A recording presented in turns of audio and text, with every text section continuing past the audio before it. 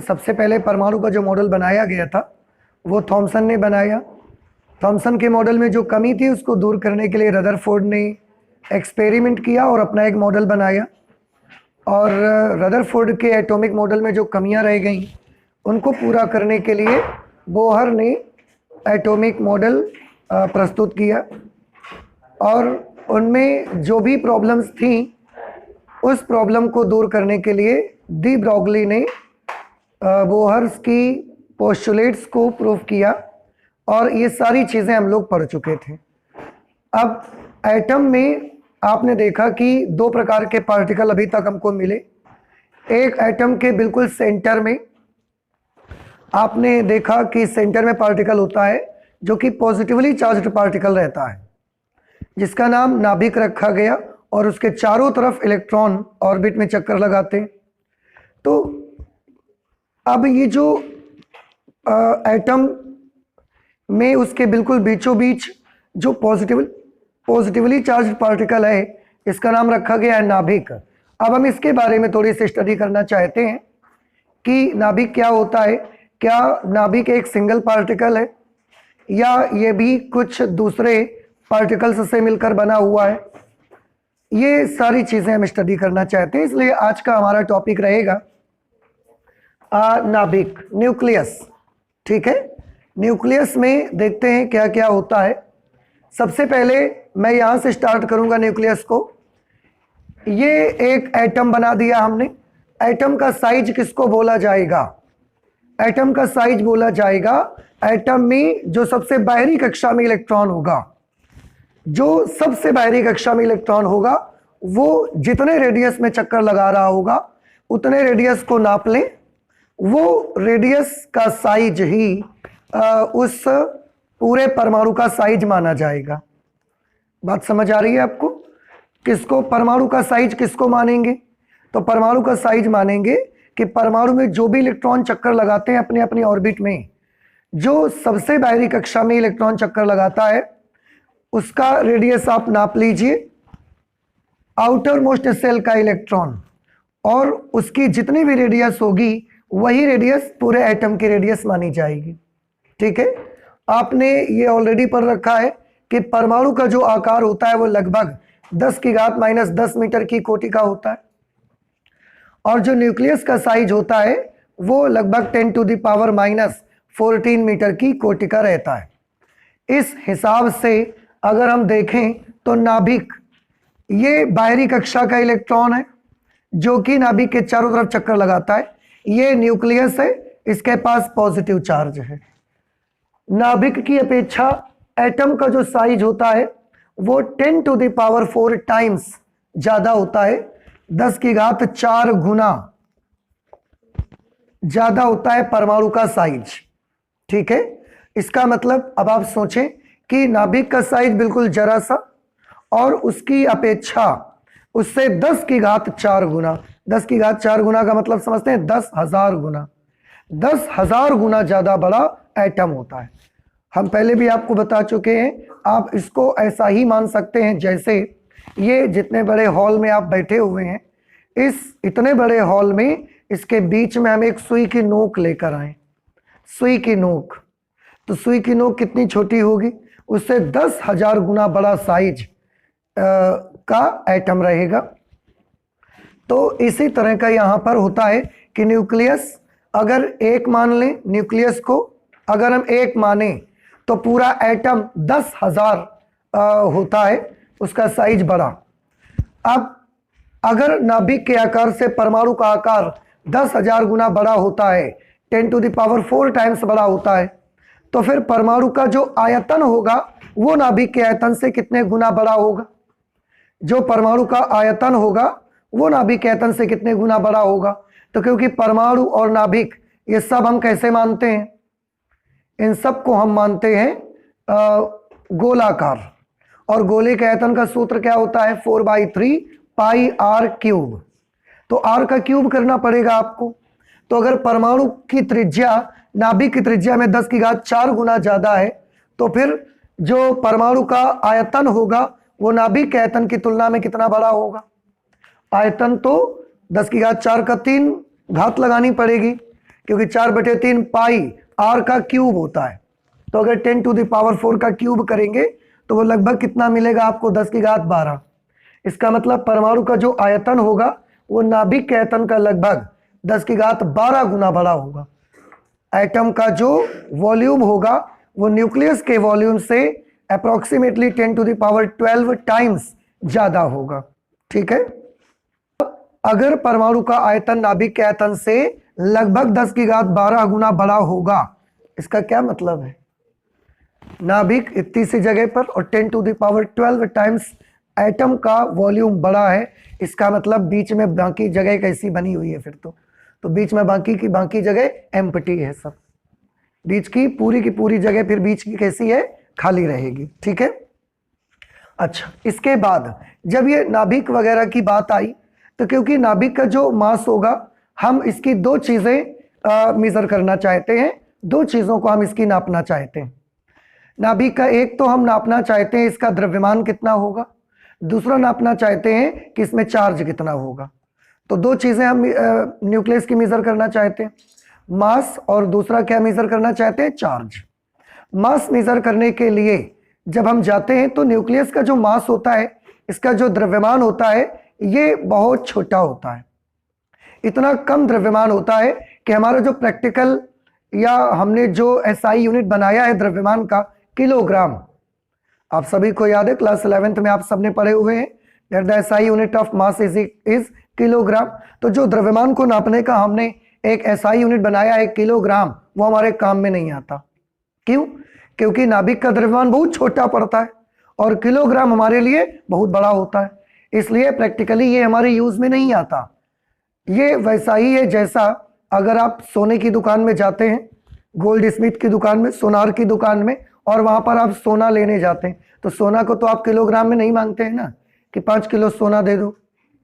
आप वहां जब दुकान में जाते हैं तो वहां पर हम लोग मिलीग्राम ग्राम में बात करते हैं कि 10 मिलीग्राम सोना, 20 मिलीग्राम सोना, ऐसे हम बात करते हैं। ऐसे ही वहां तो हम किलोग्राम में बात नहीं करते।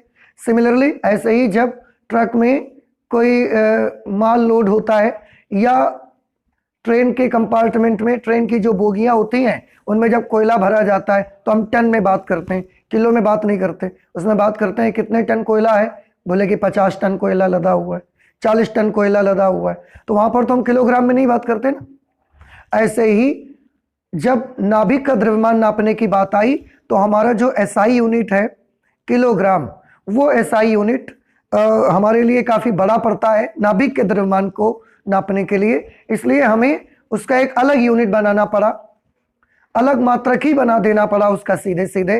और उसके लिए हमने क्या मात्रक बनाया, उसके लिए हमने ये देखा कि अभी तक जितने भी एलिमेंट्स हमने डिस्कवर किए, जितने एलिमेंट इन्वेंट हुए, उनमें सबसे छोटा द्रव्यमान हाइड्रोजन का रहता है।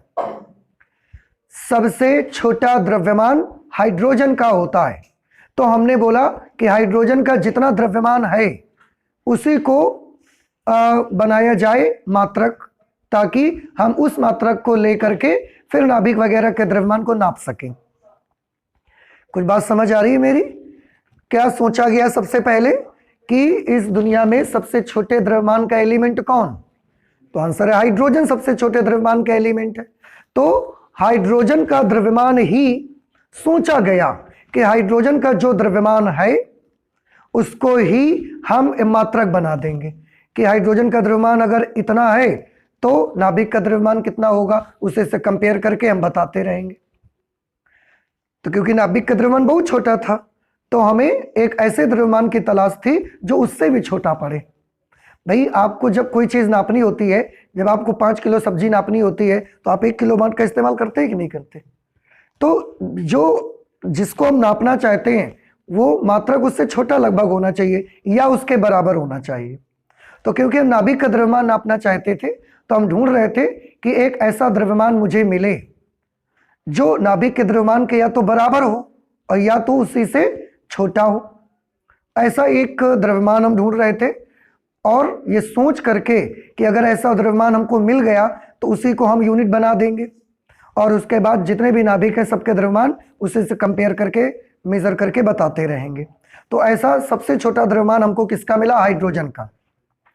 लेकिन हाइड्रोजन में एक प्रॉब्लम ये था कि हाइड्रोजन जितने भी दूसरे अदर एलिमेंट हैं उनके साथ मिलकर कंपाउंड नहीं बनाता है। हाइड्रोजन जो था सबके साथ मिलकर कंपाउंड नहीं बनाता। अब अगर सबके साथ मिलकर कंपाउंड नहीं बनाता तो हम हाइड्रोजन के द्रव्यमान को अगर मान भी लेंगे यूनिट, तो बाकी दूसरों के मास कैसे निकालेंगे, क्योंकि ये तो दूसरों के साथ कंपाउंड नहीं बनाता। तो हमने देखा, तो हमने सोचा कि हाइड्रोजन को छोड़ो कोई और चीज देखते हैं। हमको हमारे नेचर में कार्बन एक ऐसा एलिमेंट मिला जो कि अधिकतर एलिमेंट्स के साथ मिलकर के कंपाउंड बना लेता है। कार्बन अधिकतर एलिमेंट्स के साथ मिलकर सबके साथ मिलता है और ये कंपाउंड बना लेता है। ऑक्सीजन के साथ, नाइट्रोजन के साथ, हाइड्रोजन के साथ, सबके साथ मिलकर कंपाउंड बनाता है। तो हमने अब ये सोचने लगे कि कार्बन को ही बना लो यूनिट फिर तो। लेकिन हमने देखा कि कार्बन का जो द्रव्यमान होता है वो तो काफी बड़ा रहता है। तो हमने इसके लिए एक चालाकी की। क्या चालाकी की? हमने बोला कि रेफरेंस के लिए आप कार्बन ले लो, क्योंकि ये सब एलिमेंट के साथ मिलकर क्या बनाएगा? कंपाउंड। लेकिन द्रव्यमान को उतना ही रखो, कितना? जितना हाइड्रोजन का था। तो रेफरेंस के लिए कौन सा एलिमेंट ले लो? कार्बन। लेकिन कार्बन का द्रव्यमान यूज मत करो, कार्बन का केवल उतना द्रव्यमान यूज करो जितना द्रव्यमान हाइड्रोजन के बराबर है, वो वाला द्रव्यमान यूज करो। तो हमने देखा कि कार्बन का जो द्रव्यमान होता है वो हाइड्रोजन के द्रव्यमान से 12 गुना ज्यादा था।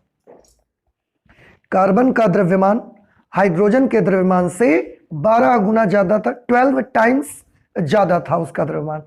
तो कोई प्रॉब्लम नहीं है।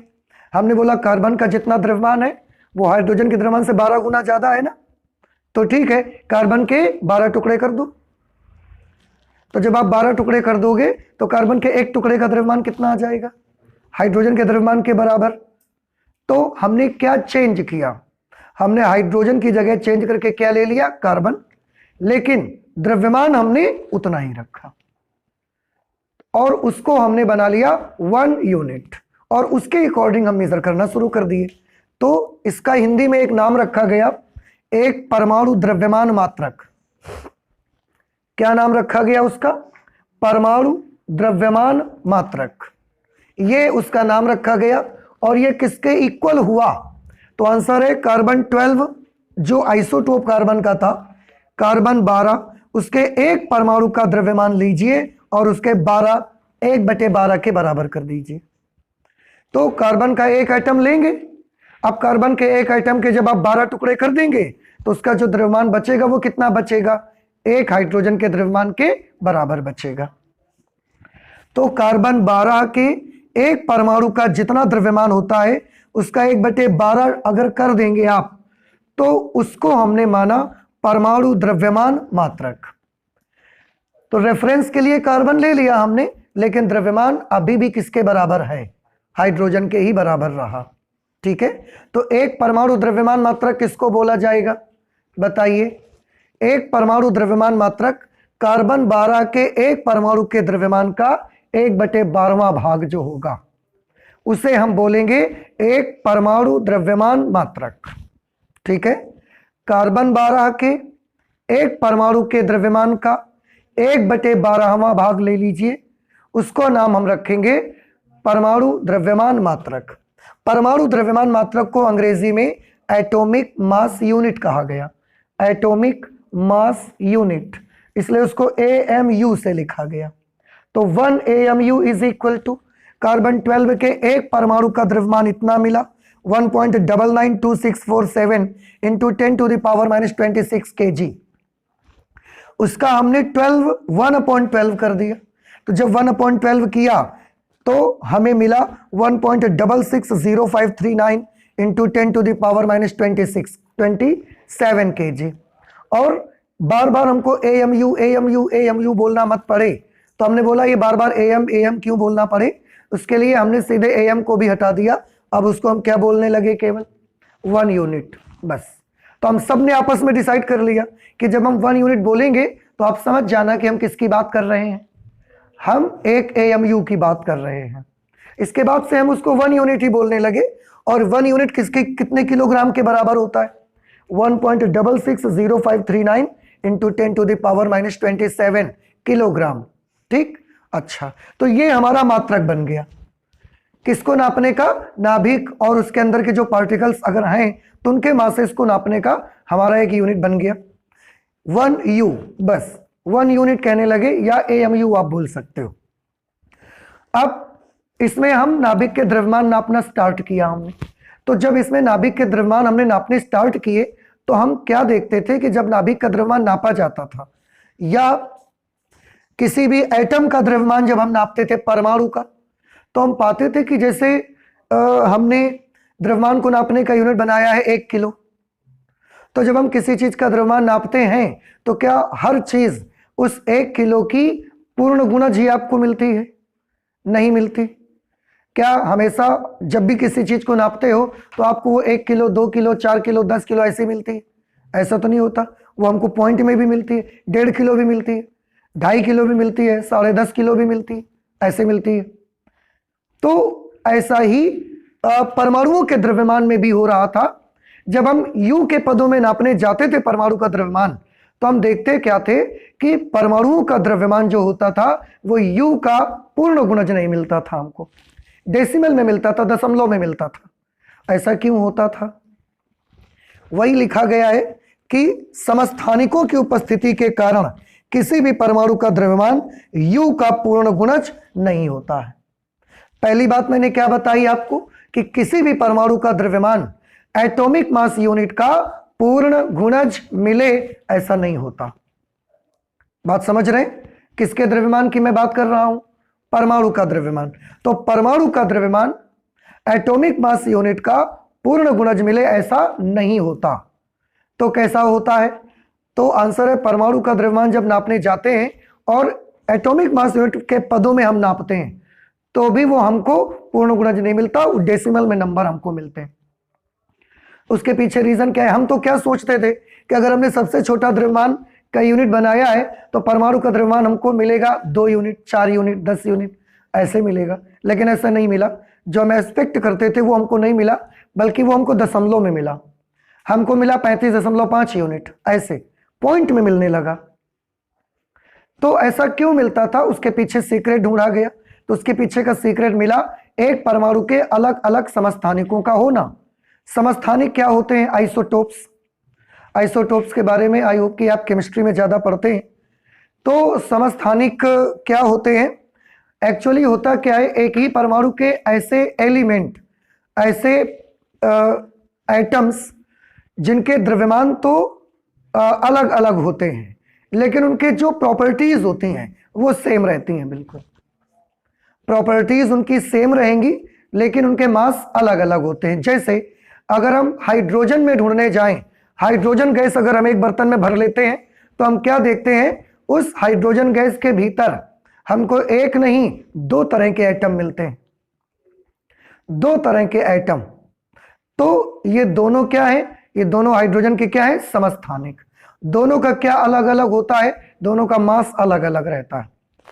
तो मास अलग अलग होगा, प्रॉपर्टी सेम होगी, ऐसे एटम्स को क्या बोलेंगे हम? उनके समस्थानिक। तो वही मैंने लिखा कि समस्थानिकों की उपस्थिति के कारण किसी भी परमाणु का द्रव्यमान एटॉमिक मास यूनिट का पूर्ण गुणज नहीं होता, बल्कि उसके साथ कोई ना कोई दशमलव लग ही जाता है। अब इसको निकालते कैसे हैं? तो फिर जैसे कि मैंने बताया हम लोग क्या करते हैं, जैसे क्लोरीन का एक एग्जाम्पल हमने आपको दिया है। एक एग्जाम्पल में लिखा है क्लोरीन, कि क्लोरीन में हम क्या देखते हैं कि एक बर्तन में हम क्लोरीन गैस भरते हैं। उस क्लोरीन गैस के भीतर हमने बड़ी बारीकी से देखा तो हमें उसमें से कुछ एटम ऐसे मिले जिनका द्रव्यमान था 34.98 यूनिट। उसी गैस के भीतर क्लोरीन के ही कुछ एटम हमको ऐसे मिले जिनका द्रव्यमान था 36.98 यूनिट। देखिए कितना अजीब है ना। क्लोरीन गैस ही पूरे बर्तन में भरी हुई है, लेकिन उस बर्तन में जो भी क्लोरीन गैस भरी हुई है उसमें से क्लोरीन गैस के कुछ एटम्स ऐसे हैं जिनका द्रव्यमान है 35 और कुछ ऐसे हैं जिनका द्रव्यमान है लगभग 37। ये चीज होती थी। इनको क्या बोलते थे हम? क्लोरीन के समस्थानिक, आइसोटोप्स बोलते हैं। तो अब हमने क्या तरीका निकाला? परमाणु का द्रव्यमान नापने के लिए। तो हमने तरीका ये निकाला, जैसे हमने देखा कि क्लोरीन में लगभग 75.4% एटम्स ऐसे होते हैं जिनके द्रव्यमान इतने यूनिट रहते हैं। ज्यादातर एटम ऐसे मिले, 75% के आसपास एटम ऐसे मिले जिनके द्रव्यमान 35 होते हैं, और लगभग 24% के आसपास, 25% के आसपास हमको ऐसे एटम्स मिले जिनके द्रव्यमान लगभग इतना रहता है। तो हमने परमाणु का द्रव्यमान निकालने के लिए फिर वहां पर वेटेड माध्य निकाला, उनका वेटेड एवरेज निकाला उसका। ये आप क्लास 11th में स्टैटिस्टिक्स में पढ़ने को आपको मिलता है, सांख्यिकी में, जिसको आप हिंदी में बोलते हैं भारित माध्य। भारित माध्य बोला जाता है, शायद छोटी क्लास में आपने कैलकुलेट किया हो कभी, और क्लास 11th में भी स्टैटिस्टिक्स सांख्यिकी में आपको पढ़ने को मिलता है। तो क्या किया हमने कि अगर इतने परसेंट क्लोरीन के एटम इतने द्रव्यमान के हैं और इतने परसेंट एटम इतने द्रव्यमान के हैं, तो क्लोरीन का परमाणु द्रव्यमान कैसे निकाला जाए? तो हमने बोला इनका भारित माध्य निकाल लो, इनका वेटेड एवरेज निकाल लो। कैसे? अगर इतने परसेंट इतने द्रव्यमान के हैं तो इसको इससे मल्टीप्लाई करवा दो, इतने परसेंट एटम इतने द्रव्यमान के तो इससे मल्टीप्लाई करवा दो, और अपॉन में टोटल इनको जोड़ दीजिए। और इसके बाद ये शायद एक फॉर्मूला आप लगाते थे, x बार बराबर W1 x1 plus W2 x2 upon W1 plus W2। तो ये एक भारित माध्य के लिए फॉर्मूला लगाते थे, वो वाला एवरेज निकाला गया, और उसके बाद क्लोरीन का परमाणु द्रव्यमान मिला हमको 35.47। जब इसको कैलकुलेट किया तो किसी भी एटम का द्रव्यमान हम कैसे निकालते हैं? फिर से किसी भी परमाणु का द्रव्यमान आपको पूर्ण संख्या मिलेगी या नहीं मिलेगी? तो आंसर है परमाणु का द्रव्यमान आपको पूर्ण संख्या U का एटॉमिक मास यूनिट का पूर्ण गुणज नहीं मिलता, कुछ ना कुछ डेसिमल में उसमें आ ही जाता है। ऐसा क्यों हो जाता है? आंसर है ऐसा उस एलिमेंट के अंदर समस्थानिकों की वजह से ऐसा हो जाता है। तो हम कैसे निकालते हैं? तो हम निकालते हैं किसी भी परमाणु का, अगर आप परमाणु द्रव्यमान निकालना चाहते हैं जिसे आप एटॉमिक मास बोलते हैं, तो उसके सभी समस्थानिकों की प्रतिशत मात्रा ले लो और उनके द्रव्यमानों का भारित माध्य निकाल लो। भारित माध्य निकाल लो यानी कि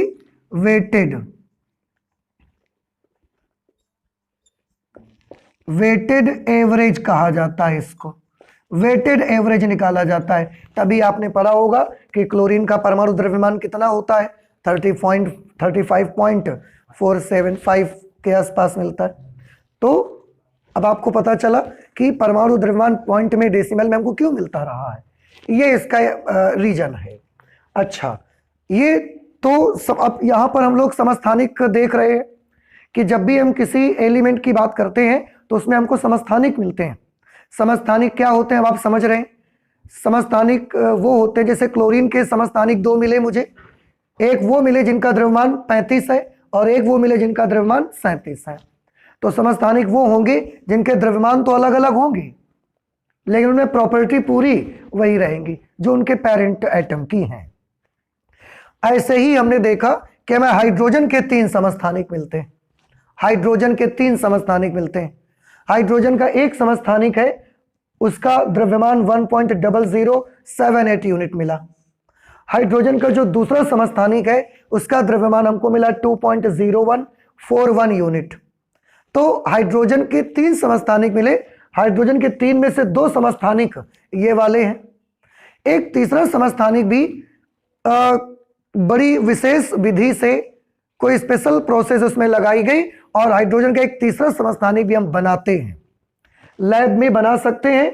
उसका द्रव्यमान 3.0160 यूनिट के बराबर हमको मिला। इसका नाम रखा गया ट्राइटियम या ट्रिटियम, जो भी आप बोलते हैं। पहले समस्थानिक का प्रोटियम, दूसरे का ड्यूटेरियम, तीसरे का ट्राइटियम। और तीसरा जो समस्थानिक ये हाइड्रोजन का है, इसको हम लैब में बनाते हैं। आर्टिफिशियल होता है ये, आर्टिफिशियल है ये। और जब ये बनता है तो बड़ी थोड़ी सी देर के लिए बनती है और अपने आप ही ये टूट जाता है, इसलिए ये अनस्टेबल भी है, अस्थायी है। बहुत जल्दी ये बनता है और जैसे ही बनता है थोड़ी देर भी नहीं लगती, ये अपने आप से टूट जाता है एटम। लेकिन आर्टिफिशियल है, अनस्टेबल है, लेकिन होता है। तो हाइड्रोजन के कितने समस्थानिक हमको मिलते हैं? 3। जैसे क्लोरीन के ऊपर देखे थे 2 मिलते, हाइड्रोजन के 3 मिलते। अब हाइड्रोजन के इन 3 समस्थानिकों में हमने देखा कि जो ये प्रोटियम होता है, क्योंकि इसका द्रव्यमान सबसे कम मिला मुझे, हाइड्रोजन के तीनों समस्थानिकों में भी इसका द्रव्यमान हमको सबसे कम मिला। अब हमने क्या किया, इसमें प्रोटियम जो लिया, हाइड्रोजन का पहला समस्थानिक, इसमें हमने देखा कि इसमें केवल 1 इलेक्ट्रॉन होता है। अब इस चीज को थोड़ा गौर से समझिएगा जरा। हाइड्रोजन का एक पूरा एटम है, उसके पास कितने इलेक्ट्रॉन है? 1 इलेक्ट्रॉन है। और देखिए हाइड्रोजन के इस वाले आइसोटोप में 1 इलेक्ट्रॉन है और पूरे हाइड्रोजन का जो नेट चार्ज है वो 0 है, न्यूट्रल है, उदासीन होता है परमाणु। तो हाइड्रोजन का जो ये वाला एटम हमको मिला, ये वाला आइसोटोप मिला, ये वाले आइसोटोप में कितने इलेक्ट्रॉन मिले मुझे? 1 इलेक्ट्रॉन मिला और इसका नेट चार्ज पूरा कितना था? 0। इससे आप क्या सोच सकते हैं कि अगर इसके पास 1 इलेक्ट्रॉन है, 1 इलेक्ट्रॉन के बराबर ऋण आवेश है और फिर भी इसका नेट चार्ज कैसा है? 0। इसका मतलब जरूर इसके पास 1 इलेक्ट्रॉन के बराबर का ही परंतु धनावेश होगा, तभी तो 1 इलेक्ट्रॉन का ऋण आवेश और 1 इलेक्ट्रॉन के बराबर का धनावेश दोनों से मिलाकर नेट चार्ज कैसा हो गया? 0 हो गया। इसका मतलब साफ था कि अगर इस हाइड्रोजन के आइसोटोप में 1 इलेक्ट्रॉन के बराबर ऋण आवेश है तो जरूर उसके नाभिक में 1 ही इलेक्ट्रॉन के बराबर क्या होगा? धनावेश। तो हमने क्या बोला कि आप एक काम करो, इस हाइड्रोजन का जो समस्थानिक है, इस समस्थानिक का 1 इलेक्ट्रॉन है, उस 1 इलेक्ट्रॉन को भी बाहर कर दो, निकाल दो, तोड़ के उसको हटा दो। तो अब उसमें क्या बचेगा? केवल न्यूक्लियस बचेगा। वो जो न्यूक्लियस बचेगा, अब आप समझने लगे वो न्यूक्लियस का आवेश कितना होगा। हाइड्रोजन का ये वाला समस्थानिक, इस एटम में कितने इलेक्ट्रॉन थे? 1 इलेक्ट्रॉन के बराबर ऋण आवेश था कि नहीं था? तो अब हमने सोच लिया कि उसके नाभिक में भी 1 इलेक्ट्रॉन के बराबर क्या होगा, तभी तो न्यूट्रल है, तभी तो उदासीन है। अब अगर हम इसका इलेक्ट्रॉन हटा देंगे तो अंदर में क्या बचेगा? नाभिक नाभिक बचेगा, धनावेश बचेगा, और उसके पास कितना धनावेश होगा? 1 इलेक्ट्रॉन के बराबर धनावेश होगा। हमने इसी का नाम रख दिया प्रोटॉन। तो प्रोटॉन एक्चुअली क्या होता है? आंसर है हाइड्रोजन के इस वाले समस्थानिक का नाभिक होता है। भाई आपने क्या किया है, हाइड्रोजन के इस वाले आइसोटोप का इलेक्ट्रॉन था 1 इलेक्ट्रॉन, उसको हटा दिया, उसको तोड़ के बाहर फेंक दिया। अब उसमें केवल न्यूक्लियस बचा, न्यूक्लियस के पास 1 इलेक्ट्रॉन के बराबर पॉजिटिव चार्ज है, उसका नाम हमने क्या रख दिया? प्रोटॉन। तो वही हमने लिखा, प्रोटियम का जो नाभिक होता है उसको हम क्या बोलते हैं? प्रोटॉन। और एक चीज और यहां से समझ में आई हमको कि प्रोटॉन जिसको हम कह रहे हैं उसके पास कितना आवेश होता है?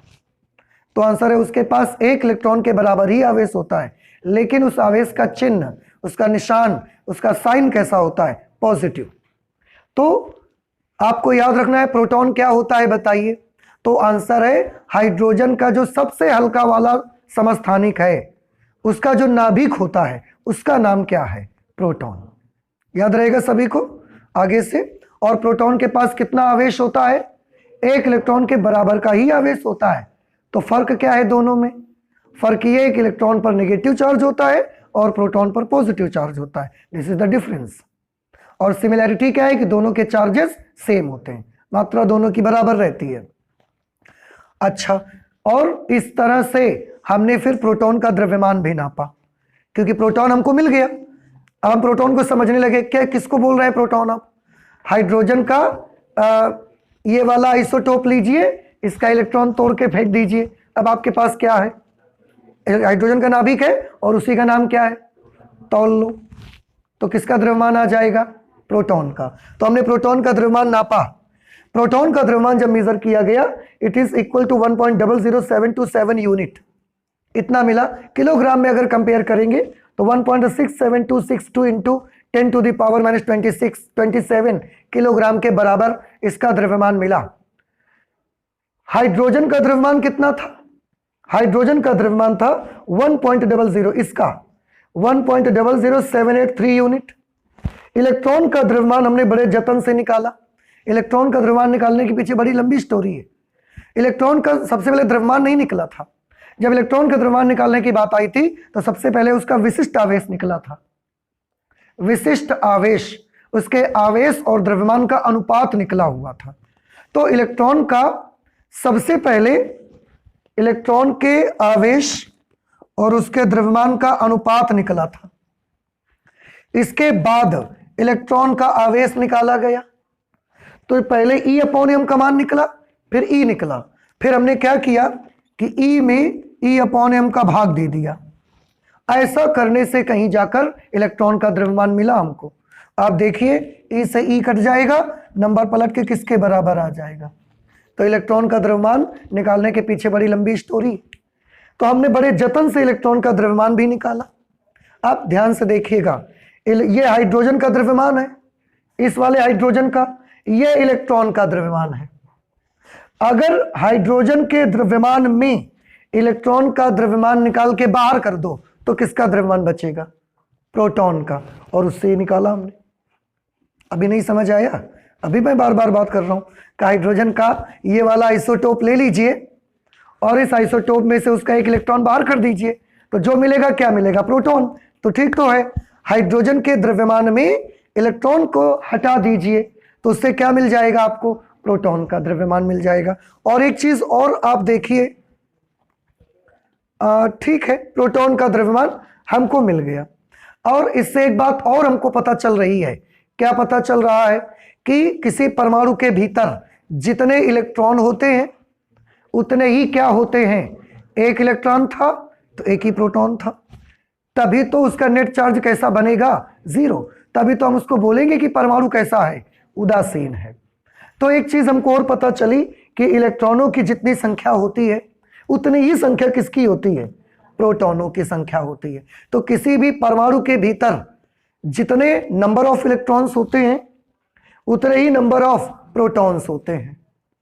इसका भी हमने एक नाम रख दिया, और ये नाम रख दिया, इसका नाम रख दिया परमाणु क्रमांक, एटॉमिक नंबर।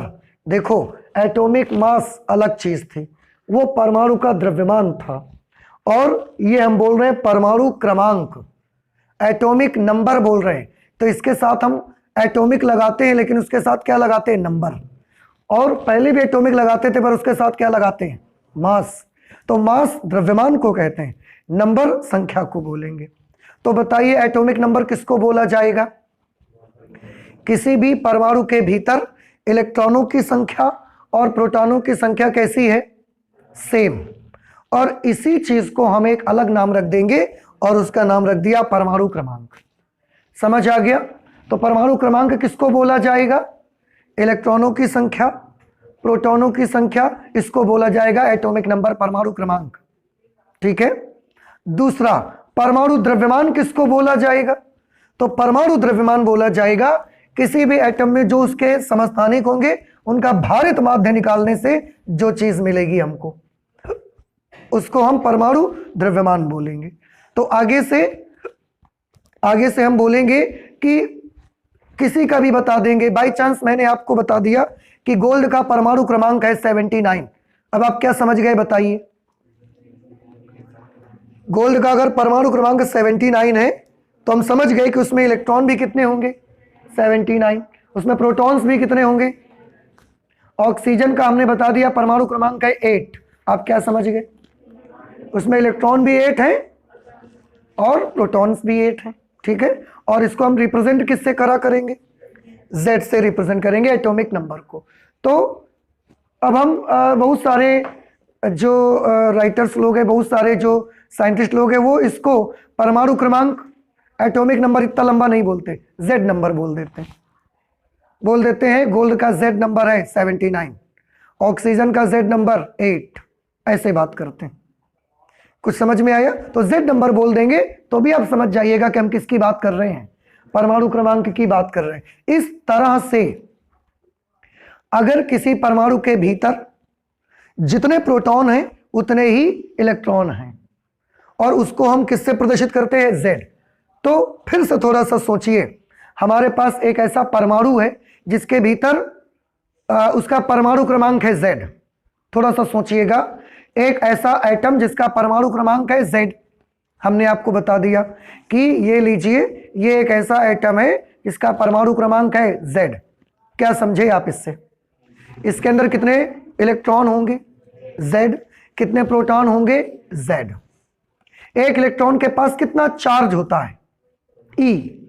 इलेक्ट्रॉन के आवेश के बराबर, E के बराबर माइनस E मान लो। तो इसके भीतर कितने इलेक्ट्रॉन हैं? Z। तो टोटल चार्ज कितना हो गया? Ze। तो पूरे परमाणु के भीतर ऋणावेश कितना होता है? Minus Ze। समझ नहीं आई बात? फिर से एक बार बताऊं मैं, सुन लीजिए।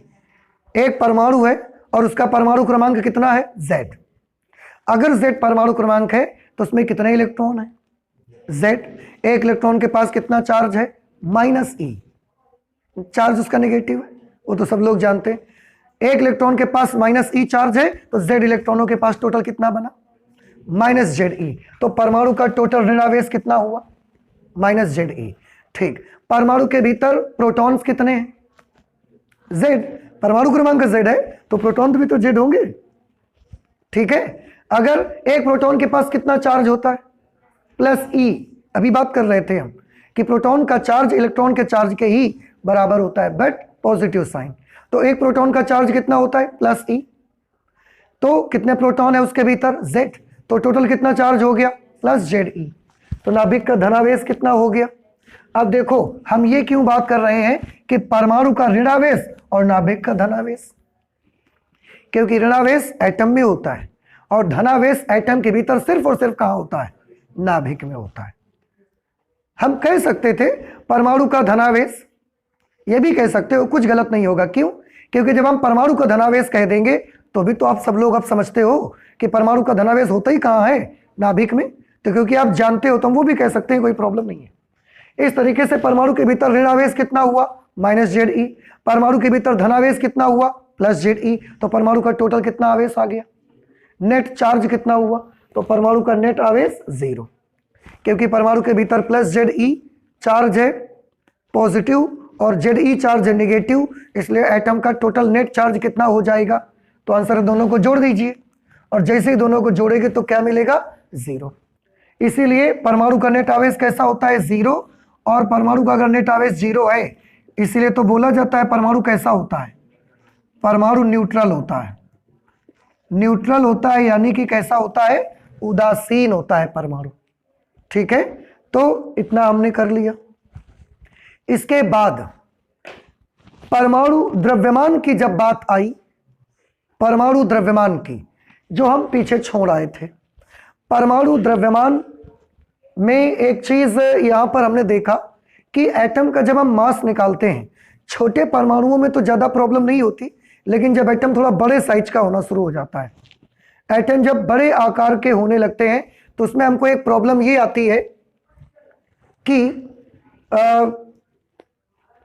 जो एटम का द्रव्यमान आता है वो उनके नंबर से मैच नहीं करता। नंबर से मैच नहीं करने का क्या मतलब है? नंबर से मैच नहीं करने का ये मतलब है, जैसे हमने बोला कि एक, कुछ भी बोल दिया कि एक बच्चे का द्रव्यमान है 40 किलो और इसके भीतर 20 बच्चे हैं, तो टोटल द्रव्यमान बताइए कितना होना चाहिए? 800 किलो होना चाहिए कि नहीं होना चाहिए? अब हम क्या देखते हैं कि हमने देखा कि एक बच्चे का द्रव्यमान है 40 किलो और अगर 20 बच्चे हैं तो उसके अंदर का द्रव्यमान 800 किलो नहीं आता, बल्कि उससे ज्यादा आता है। ऐसा ही नाभिक में देखा गया, नाभिक में पाया गया कि नाभिक के भीतर कौन होते हैं? प्रोटॉन। एक प्रोटॉन का द्रव्यमान हमने मेजर किया, यहां पर हम निकाल चुके थे। समझ रहे हैं आप? नाभिक में पूरे एटम की बात छोड़िए, किसकी बात कर रहे हैं हम? नाभिक की। तो नाभिक का जब द्रव्यमान तौला हमने या परमाणु का द्रव्यमान हमने तौलने गए, तो हमने देखा कि नाभिक का अगर द्रव्यमान हम अब मेजर करेंगे तो वो कितना आना चाहिए? आंसर है जितने प्रोटॉन हैं। अगर एक प्रोटॉन का द्रव्यमान इतना है और किसी के अंदर 5 प्रोटॉन है, 8 प्रोटॉन है, तो उनके द्रव्यमान के बराबर द्रव्यमान मिलना चाहिए। लेकिन हमने क्या देखा कि नाभिक के भीतर हमको उससे ज्यादा द्रव्यमान मिलता था। फिर से एक बार सुनिए और गौर से सुनिए, मैं बताता हूं आपको। नाभिक के भीतर कौन होते हैं? प्रोटॉन। अभी तक के हमारे नॉलेज के मुताबिक, तो अभी तक हम क्या सोचते थे कि नाभिक के भीतर कौन है? प्रोटॉन है, ठीक है। तो हमने देखा कि एक एटम हमने पकड़ा और उसमें प्रोटॉन थे 10, मान लेते हैं। एक प्रोटॉन का द्रव्यमान कितना है? 1.00727 यूनिट। तो 10 प्रोटॉनों का द्रव्यमान कितना होना चाहिए? मल्टीप्लाई करवा दिया हमने, 10.0727 होना चाहिए। और हमने तौल के देखा तो उसका द्रव्यमान 10.0727 नहीं मिलता, बल्कि उससे ज्यादा मिलता है। अब ये ज्यादा क्यों मिलता है? ये चीज थोड़ी सी हैरान करने वाली बात थी। अब कुछ बात समझ में आई आपको? क्या समझ में आया बताइए? हमने आपको यह समझाया कि एक न्यूक्लियस में अभी तक का नॉलेज हमारा बोलता है कि क्या है? प्रोटॉन है। एक प्रोटॉन का द्रव्यमान भी अब मेजर कर चुके हैं, इतना होता है। अगर किसी नाभिक के भीतर 8 प्रोटॉन हो तो उसका द्रव्यमान कितना होना चाहिए? फिर 8 प्रोटॉनों के द्रव्यमान के बराबर होना चाहिए। हमने मेजर करके देखा, वो 8 प्रोटॉनों के द्रव्यमान से भी ज्यादा मिलता है। क्या इससे अंदाजा लगता है? इससे अंदाजा ये लगा कि जरूर नाभिक के भीतर प्रोटॉनों के अलावा कुछ और भी है। और ये चीज किसने देखी? ये चीज चैडविक ने देखी सबसे पहले। किसने देखा? चैडविक ने देखा। तो उन्होंने जब इसको देखा तो उन्होंने ये बताया, फिर उसको उसके बारे में उन्होंने एक्सप्लेन भी किया कि अगर ऐसा हो रहा है, इसका मतलब साफ है, इसका मतलब क्लियर है कि किसी भी परमाणु के नाभिक के भीतर सिर्फ और सिर्फ प्रोटॉन हो, ऐसा नहीं होता, बल्कि उसके भीतर प्रोटॉन के अलावा भी कुछ पार्टिकल होते होंगे। और उन्होंने उसकी बाद में डिस्कवरी भी की और उन्होंने बताया कि नाभिक के भीतर एक तरह का और पार्टिकल होता है, उसका नाम उन्होंने रखा था न्यूट्रॉन। तो चैडविक की खोज न्यूट्रॉन ने की, आप सब पढ़ते हैं, ठीक है। तो अब किसकी बात चल पड़ी? अब यहां से चल पड़ा ये कि नाभिक के भीतर अभी तक हम क्या सोचते थे? अभी तक हम ये सोचते थे कि नाभिक के भीतर सिर्फ और सिर्फ क्या होते हैं? प्रोटॉन। पर अब हम ये मानने लगे कि नाभिक के भीतर प्रोटॉन के अलावा भी कुछ पार्टिकल होते हैं। और उस एक नए पार्टिकल का नाम क्या रखा गया? न्यूट्रॉन। उसकी खोज किसने की? चैडविक ने की। उसका द्रव्यमान नापा गया। देखो पहले हमने क्या लिखा? परमाणु द्रव्यमान परमाणु क्रमांक के अनुसार नहीं होता है। वही मैंने लिखा कि हम जब परमाणु का द्रव्यमान नापने जाते थे तो एटॉमिक नंबर के मुताबिक नहीं मिलता था हमको, उससे कुछ ज्यादा मिल जाता था। इसके अकॉर्डिंग एक नए कण की खोज की गई जिसे न्यूट्रॉन कहा जाता है।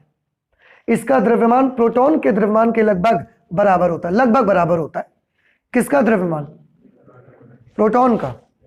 न्यूट्रॉन का द्रव्यमान, जो नया पार्टिकल की डिस्कवरी हुई, इन्वेंशन हुआ, इसका द्रव्यमान लगभग प्रोटॉन के द्रव्यमान के कैसा मिला? बराबर। लेकिन इसका आवेश कैसा होता है? 0। कि ये कैसे पता चला?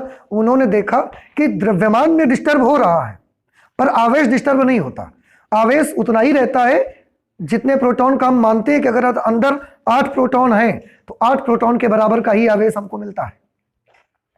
अब सोचने की बात है, अगर न्यूट्रॉन के पास भी आवेश होता और किसी नाभिक के भीतर 8 प्रोटॉन हैं तो 8 प्रोटॉनों के आवेश से ज्यादा आवेश मिलना चाहिए था कि नहीं मिलना चाहिए था?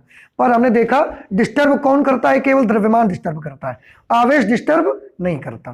तो हमने अंदाजा लगा लिया कि, या चैडविक ने यह बता दिया कि उसका जो नया पार्टिकल है न्यूट्रॉन, उसका द्रव्यमान तो लगभग प्रोटॉन के द्रव्यमान के बराबर होता है, लेकिन उसके पास आवेश बिल्कुल भी नहीं होता। तभी आवेश हमको डिस्टर्ब नहीं करता। हमको कोई बताता है कि एक परमाणु का परमाणु क्रमांक है 10, तो नाभिक के भीतर कितना आवेश होगा? तो हम तुरंत जेडी से निकाल लेते और उतना ही मिलता है हमको। आवेश बढ़ा हुआ नहीं मिलता, द्रव्यमान हमको बढ़ा हुआ मिलता है। तो डिस्टर्बेंस मास में है, डिस्टर्बेंस चार्ज में नहीं है। इसका मतलब न्यूट्रॉन के पास द्रव्यमान होता है लेकिन इसके पास आवेश नहीं होता, तो आवेश इसका 0 रहता है। फिर उसके बाद बड़े जतन से न्यूट्रॉन का द्रव्यमान भी निकाला गया और वो न्यूट्रॉन का द्रव्यमान कितना मिला 1.00866 यूनिट। और यूनिट को ही ये शॉर्टकट में यूनिट बोल रहे हैं, अदरवाइज यूनिट क्या चीज है, एटॉमिक मास यूनिट, परमाणु द्रव्यमान मात्रक। इसको किलोग्राम में चेंज करेंगे 1.6749 इंटू 10⁻⁻27 kg। और आप देखें जो ये न्यूट्रॉन है इसका द्रव्यमान प्रोटॉन के द्रव्यमान के लगभग करीब करीब थोड़ा बराबर है, हाँ थोड़ा सा ज्यादा है। प्रोटॉन के द्रव्यमान से न्यूट्रॉन का द्रव्यमान थोड़ा कैसा है, ज्यादा। तो प्रोटॉन और न्यूट्रॉन में थोड़ा सा भारी कौन होता है, प्रोटॉन और न्यूट्रॉन में किसका द्रव्यमान ज्यादा होता है, प्रोटॉन का द्रव्यमान ज्यादा होता है। अरे आप देख लेते, प्रोटॉन का द्रव्यमान कितना लिखा हुआ है 1.00727 और न्यूट्रॉन का द्रव्यमान लिखा है 1.00866। ना यू कैन अंडरस्टैंड कि किसका द्रव्यमान ज्यादा है। अभी भी आप बोलना चाहेंगे कि प्रोटॉन का द्रव्यमान ज्यादा है। देखो ना, न्यूट्रॉन का जो द्रव्यमान है वो प्रोटॉन के द्रव्यमान से थोड़ा कैसा पड़ रहा है, ज्यादा। देखो ना, आप जब शुरू में खोज हुई तो क्या माना गया था कि न्यूट्रॉन का द्रव्यमान प्रोटॉन के द्रव्यमान के लगभग, लेकिन एग्जैक्टली मालूम नहीं था ना, तो लगभग में बोला गया। लेकिन जब मालूम किया गया तो वो कितना पहुंचा 1.00866 यूनिट, और इसका द्रव्यमान कितना मिलता था प्रोटॉन का 1.00727 यूनिट। तो न्यूट्रॉन का द्रव्यमान प्रोटॉन के द्रव्यमान से थोड़ा, बहुत ज्यादा नहीं था पर थोड़ा तो वजनदार था उसकी अपेक्षा। न्यूट्रॉन का जो औसत जीवन हमने पाया, क्यों, क्योंकि ये एक नया पार्टिकल था and we want to a deep study about the neutron. हम न्यूट्रॉन के बारे में एक गहराई से अध्ययन करना चाहते थे। तो हम ये सोचते थे कि न्यूट्रॉन को एटम से निकाल लो बाहर और निकाल करके उसको अच्छी सी पढ़ाई कर लो उसकी। तो हमने पाया क्या कि न्यूट्रॉन को जब हम कहीं से निकालते हैं वो थोड़ी देर तक तो रुकता है, थोड़ी देर के बाद वो टूट जाता है। मतलब न्यूट्रॉन स्थायी नहीं होता, मुक्त अवस्था में न्यूट्रॉन नहीं मिलेगा आपको। न्यूट्रॉन को जो औसत जीवन होता है वो केवल 1000 सेकंड के आसपास होता है। 1000 सेकंड तक एवरेज रुकता है और उसके बाद वो ब्रेक हो जाता है, टूट जाता है। नाभिक के अंदर स्थायी रहता है। नाभिक के अंदर अगर न्यूट्रॉन है, सबके भीड़ में है, प्रोटॉन न्यूट्रॉनों के बीच में है, तो स्थायी रहता है, वो रुका रहता है। उसके अंदर भी ऐसा नहीं कि उसके अंदर बना ही रहता है, उसके अंदर भी टूटता रहता है। औसत जीवन काल उसका कितना होता है 1000 सेकंड का। नाभिक के भीतर भी 1000 सेकंड से ज्यादा सेकंड तक वो नहीं रुकता, लेकिन उतनी देर तक तो स्टेबल रहता है। मुक्त न्यूट्रॉन अस्थायी होता है। मुक्त न्यूट्रॉन का मतलब समझते हैं? मुक्त न्यूट्रॉन मतलब एक ऐसा न्यूट्रॉन जो भीड़ से क्या कर लिया, आपने निकाल लिया। तो नाभिक के भीतर है तो प्रोटॉन और न्यूट्रॉनों की संगत में है, सबके साथ में, अपने दोस्तों के साथ। अगर उसको आपने अलग कर लिया तो वो कैसा बन गया, मुक्त न्यूट्रॉन। और ऐसा एक न्यूट्रॉन अगर आपने निकाल लिया फिर वो रुकेगा नहीं, वो बड़ी जल्दी टूट जाता है। जैसे बड़ा सिंपल है, आपको आपके दोस्तों के बीच से, आपको आपकी फैमिली के बीच से निकाल दिया जाए तो आप टूट जाते हैं, काफ़ी आपको ख़राब लगता है। आपको अगर कुछ दिनों के लिए मम्मी पापा से दूर भेज दिया जाए तो काफ़ी मुश्किल होता है रहना। खैर, ऐसे ही इस बेचारे न्यूट्रॉन के साथ भी था कि न्यूट्रॉन अगर नाभिक के अंदर है तब तो वो काफ़ी हद तक क्या रहता है, स्थायी। लेकिन उसको क्यों हम बाहर ही क्यों निकालना चाहते हैं? आप सोचोगे कि आपको क्या पड़ी है न्यूट्रॉन को बाहर निकालने की, तो क्योंकि न्यूट्रॉन एक नया पार्टिकल है और हम इसको अध्ययन करना चाहते हैं, तो बाहर तो निकालना पड़ेगा ना, इसको स्टडी करना है तो। लेकिन हम बाहर निकाल के लाते हैं तो वो टूट जाता है, वो रुकता ही नहीं है। टूट के क्या बनता है? अगर वो टूटेगा तो कुछ बनेगा, टूट के क्या बनेगा? तो जब न्यूट्रॉन ब्रेक होता है तो उससे हम देखते हैं प्रोटॉन बनता है, इलेक्ट्रॉन बनता है, और उसके साथ उसके संवेग को संरक्षित रखने के लिए एक और पार्टिकल उसमें से निकलता है, उसका नाम है एंटी न्यूट्रिनो पार्टिकल। लेकिन न्यूट्रॉन जब भी टूटता है तो क्या बनता है? एक प्रोटॉन बनेगा और एक इलेक्ट्रॉन बनेगा। अब आप देखिए न्यूट्रॉन कैसा पार्टिकल था, उदासीन। इसने क्या क्या बनाया? प्रोटॉन बनाया, इलेक्ट्रॉन बनाया, और ये दोनों ही पार्टिकल कैसे हैं? आवेशित। तो क्या आवेश संरक्षित रहा या नहीं रहा? हमने सबसे पहले लेसन में आवेश संरक्षण का नियम पढ़ा है कि आवेश संरक्षण नियम का पालन करता है, कि आवेश कभी भी ना तो नष्ट होता है और ना उत्पन्न किया जा सकता है। और यहां तो एक जीरो चार्ज का पार्टिकल एक धनावेश और एक ऋणावेश पैदा कर रहा है। और हमने तो पढ़ा हुआ है कि आवेश संरक्षित रहता है, वो तो बदलता नहीं है। तो क्या कहानी गलत हो गई फिर हमारी? गलत नहीं हुई, गलत बिल्कुल नहीं हुई, आप घबराइए नहीं। एक प्रोटॉन बना और एक इलेक्ट्रॉन बना। एक प्रोटॉन के पास कितना चार्ज है? प्लस ई। एक इलेक्ट्रॉन के पास कितना चार्ज है? माइनस ई। अभी भी नेट चार्ज कितना है? अभी भी नेट चार्ज 0। तो न्यूट्रॉन का पहले भी नेट चार्ज कितना था? 0। टूट करके एक प्रोटॉन बना, एक इलेक्ट्रॉन बना, अभी भी नेट चार्ज जोड़ो ना आप, अभी भी नेट चार्ज 0 मिलेगा। लेकिन उसके मोमेंटम को कंजर्व रखने के लिए एक तीसरा पार्टिकल उसके साथ और निकलता है, that is anti neutrino particle. Okay, तो इस तरीके से न्यूट्रॉन की जानकारी। इसके बाद ये जो परमाणु क्रमांक था, परमाणु क्रमांक, इसको हम क्या बना चुके थे? परमाणु क्रमांक हम किसको बोलते हैं? एटॉमिक नंबर, इलेक्ट्रॉनों की संख्या, प्रोटॉनों की संख्या। तो जो इसको रिप्रेजेंट किससे करते थे? Z से। तो क्योंकि अब थोड़ा बदलाव करना पड़ेगा ना हमको। भाई पहले तो हम यही सोचते थे जब ये बना था, तो केवल यही हमारे दिमाग में था ना कि परमाणु के भीतर दो ही तरह के पार्टिकल हैं, एक इलेक्ट्रॉन है और एक प्रोटॉन। लेकिन अब तो न्यूट्रॉन भी शामिल हो गया, तब इसका भी कुछ बनाना पड़ेगा आपको। तो Z तो हमने वही रखा, उसको चेंज नहीं किया। हमने बोला Z जो पहले था वही अभी भी है। तो पहले क्या था? आंसर है, इसको बोलते हैं परमाणु क्रमांक, एटॉमिक नंबर। और ये किसके बराबर होता है? इलेक्ट्रॉनों की संख्या और प्रोटॉनों की संख्या के बराबर होता है। एक तीसरी चीज और शामिल हो गई है, एक तीसरी चीज और आ गई है, और वो तीसरी चीज क्या है? न्यूट्रॉनों की संख्या। बात समझ में आई? अब तो आप Z को पहचानते हो, Z को क्या बोला जाया करेगा? परमाणु क्रमांक। और परमाणु क्रमांक किसके किसके बराबर होगा? इलेक्ट्रॉनों की संख्या और प्रोटॉनों की संख्या। ये ठीक है। और एक N सिंबल बना दिया गया, ये किसके लिए आ गया? न्यूट्रॉनों की संख्या के लिए। अब हमने बोला अगर आप परमाणु क्रमांक और न्यूट्रॉनों की संख्या दोनों को अगर आप जोड़ देंगे तो उसका एक हमने नया सिंबल बनाया और उसका एक नया नाम भी बनाया। ये परमाणु क्रमांक प्लस न्यूट्रॉनों की संख्या, परमाणु क्रमांक प्लस न्यूट्रॉनों की संख्या, इसका नाम बनाया गया परमाणु द्रव्यमान संख्या, एटॉमिक मास नंबर। इसको रिप्रेजेंट किससे किया जाएगा? ए से प्रदर्शित किया जाएगा, एटॉमिक मास नंबर। देखो यहां पर बहुत सारे नाम आएंगे और कंफ्यूज करेंगे आपको। इससे पहले हम एक नाम ले रहे थे परमाणु द्रव्यमान, और अब नाम ले रहे हैं परमाणु द्रव्यमान संख्या। देख रहे हैं आप?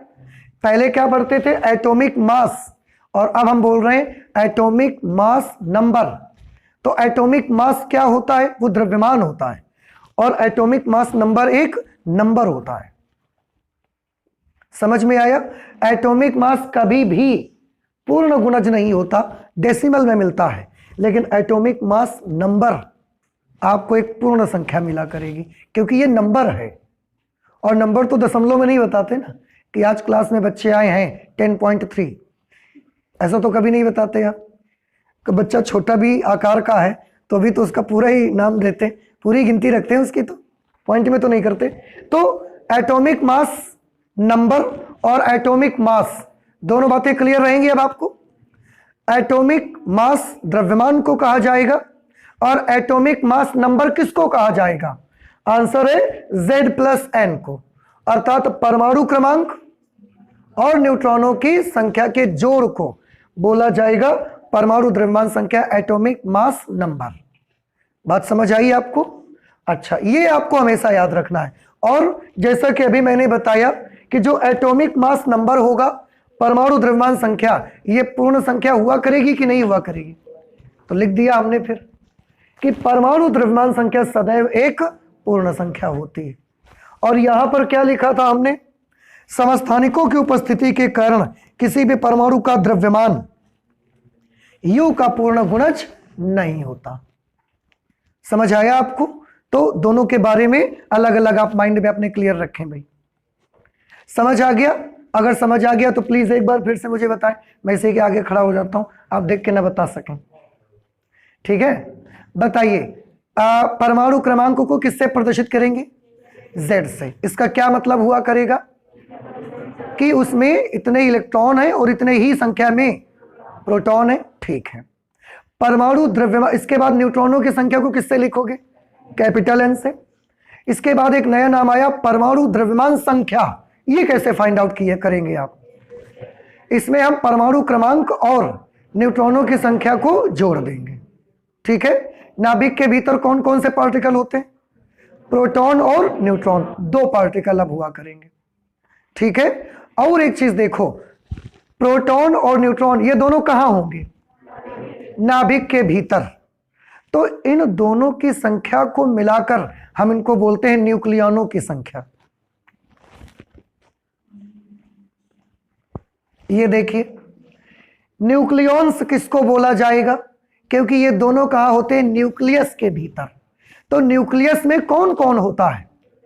प्रोटॉन्स और न्यूट्रॉन्स। न्यूक्लियस में प्रोटॉन्स और न्यूट्रॉन्स होते हैं। तो प्रोटॉनों का नंबर और न्यूट्रॉनों का नंबर अगर हम जोड़ देंगे तो उससे हमें क्या मिला करेगा? न्यूक्लियॉन्स मिला करेंगे। याद है, ध्यान रहेगा आपको? नहीं याद आएगा? आ जाएगा। तो कभी मैं पूछूंगा न्यूक्लियनों की संख्या बताओ, तो आप क्या चीज बताया करेंगे मुझे? नाभिक के भीतर के प्रोटॉनों का संख्या और न्यूट्रॉनों की संख्या जोड़ के आप बताया करेंगे हमको। इलेक्ट्रॉन मत जोड़ दीजिएगा उस पर। समझ आ रहा है?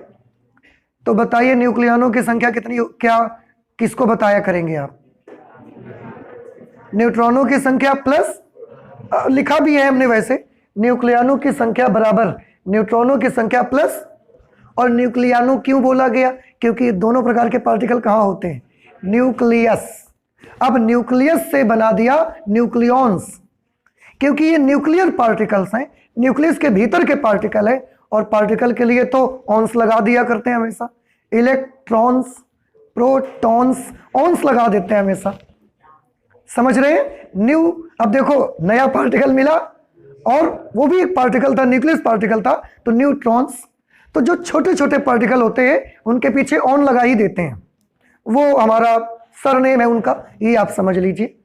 अच्छा, अगर इतना सब कुछ होता है, इतना अगर सब कुछ होता है, तो एटम को, इतनी सारी बातें एटम की हम एक साथ दिखाना चाहते हैं। उसके लिए हमने एक रास्ता ढूंढा, उसके लिए हमने एक तरीका बनाया।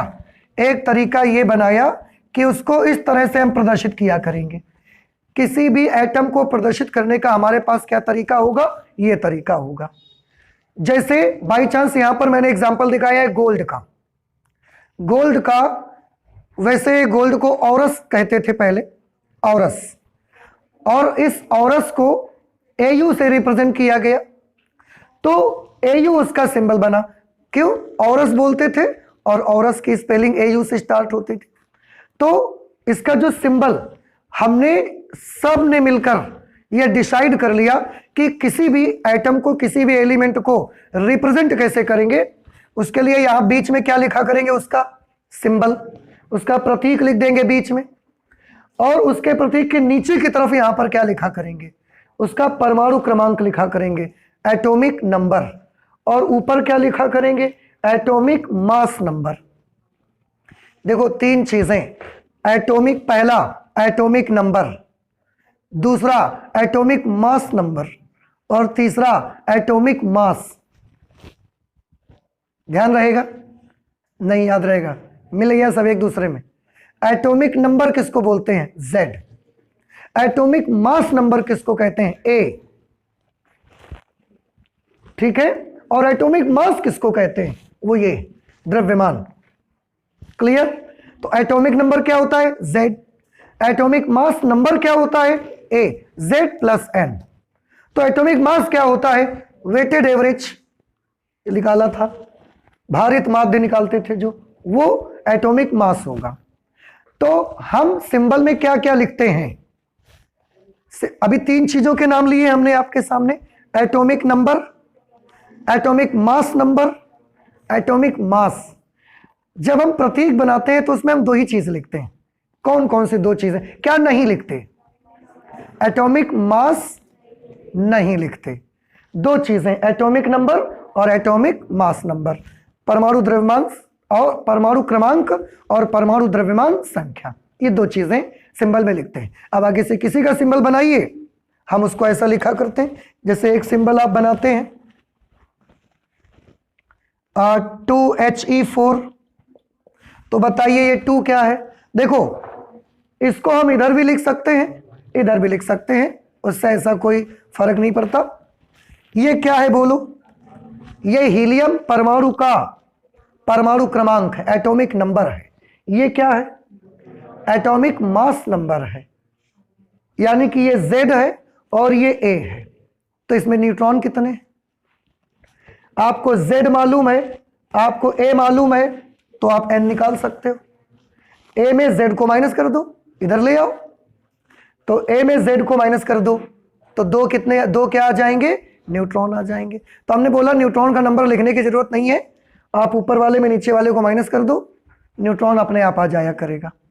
जैसे हमने कभी लिखा 6C12, तो ये क्या लिखा है? परमाणु क्रमांक, एटॉमिक नंबर, ये एटॉमिक मास नंबर।